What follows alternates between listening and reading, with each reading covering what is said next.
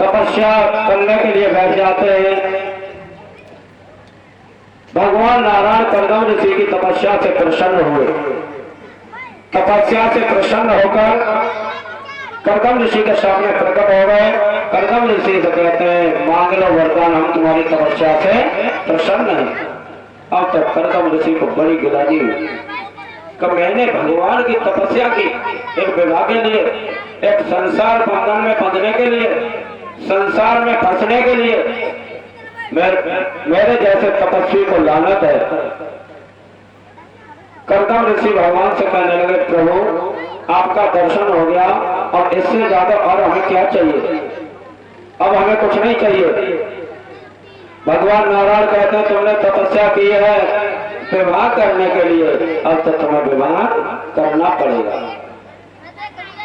और जो भक्त जिस भाव से हमारा पूजन करता, हमारा ध्यान करता, हमारा भजन करता, मैं वही उसे देता। तुमने तपस्या की विवाह के लिए तो तुम्हें विवाह करना पड़ेगा। और जब मैं तुम्हारे पास आया तो तुम्हारे विवाह की पूरी तैयारी करके आया हूँ, तुम्हारे लिए लड़की देखकर। अब तो तुम्हें हमारी बात रखनी होगी। और नारायण भगवान को देखकर कर्दम ऋषि कहते हैं, प्रभु तो आप कह रहे तो कर लेंगे, और विवाह के लिए तब तो पहले ही से किया, लेकिन शर्त एक है कि तुम्हें हमारे घर पुत्र बन के आना पड़ेगा। नारायण भगवान कहते हैं, ठीक है तुम विवाह करो और हम पुत्र बन के तुम्हारे घर आएंगे। जाओ, मनु महाराज के बीच की बेटी देवती के साथ तुम्हारा विवाह मैं पक्का कर रहा हूँ और तुम्हें विवाह करना है। भगवान नारायण ने मनु महाराज को अवगत कराया, अपनी बेटी का विवाह कर्दम ऋषि के साथ कीजिए।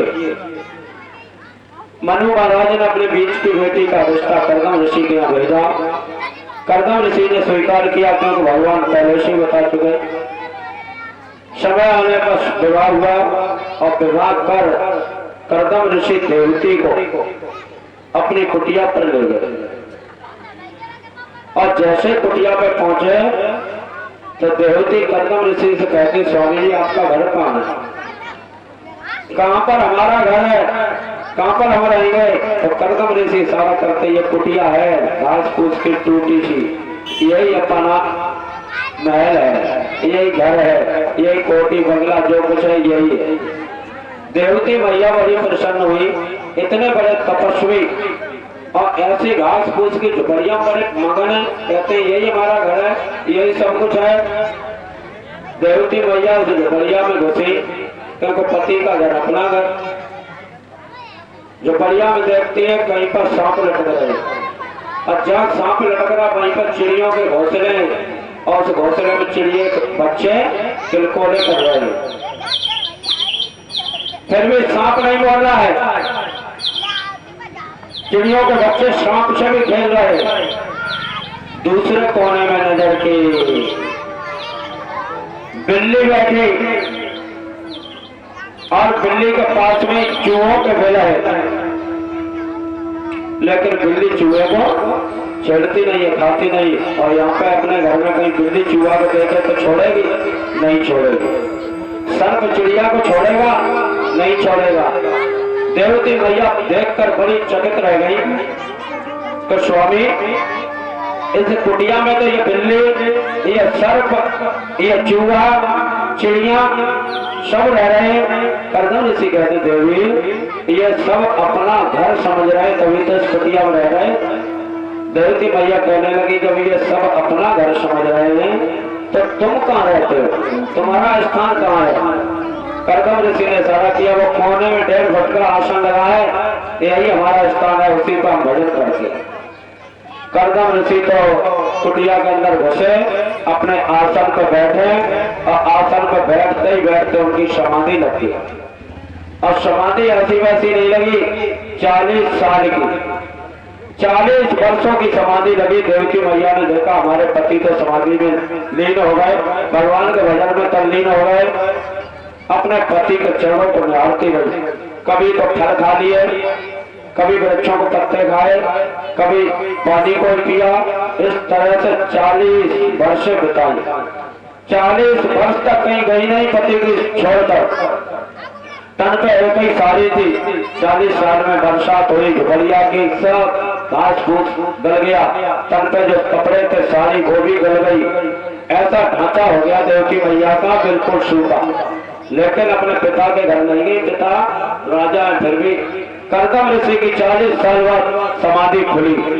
कर्दम ऋषि जैसे ही कहते हैं पर दृष्टि पड़ती है तो कहते देवी आप कौन है। देवती मैया सोचती हैं कि हमारे पति हमें भूल गए, इतनी गहरी समाधि में चले गए। कहते स्वामी आज से 40 साल पहले तुम्हारा विवाह हुआ था किसी के साथ। कर्दम ऋषि कहते हाँ याद तो आ रहा है, क्या भूल देवी आपने। देवती मैया कहती हाँ स्वामी मैं आपके चरणों की दासी हूँ, आपकी सेविका हूँ, आपकी अर्धांगिनी हूँ। कर्दम ऋषि ने जैसे ही देखा कि देवी इतने वर्षों तक तुमने खाया क्या। देवती मैया कहते कभी फल खा लिया, कभी पत्ते खा लिए, कभी नदी का पानी पी लिया और मैं आपके चरणों पर निहारती रही तो मुझे भूख प्यास सताई नहीं। कर्दम ऋषि कहते तो तुम अपने पिता के घर क्यों नहीं चलेंगी, तुम्हारे पिता तो कितने बड़े राजा अयोध्या के राजा हैं। देवती मैया कितना सुंदर जवाब देती हैं कि जिस दिन बेटी की डोली पिता के घर से उठ जाती है तो पिता का घर पराया हो जाता है और पति का घर कैसा भी हो वही तो अपना है और वही स्वर्ग से बढ़कर होता है। और आजकल की बिटियां अगर धोखे से कोई डिमांड में कमी रहे किसी जेवर की भी तो भी कर जाए खुदा मदद है कि। और देवती मैया अपने पिता के घर नहीं आई, राजा है पिता चाहते तो महल भी बनवा देते, लेकिन कहते हैं नारी का धर्म है अपने पति के अलावा किसी के आगे हाथ फैलाना नहीं चाहिए, जो कुछ मांगना पति से। कर्दम ऋषि तपस्या से बड़े प्रसन्न हुए कि देवी हम तुमसे पक्षे कुछ मांग लो। देवती मैया कुछ नहीं मांगती। कर्दम ऋषि समझ गए और देवती मैया से कहते हैं अपने नेत्रों को बंद करो। और जैसे नेत्र बंद किए उन्होंने अपनी तपस्या के प्रभाव से नगर का निर्माण कर दिया।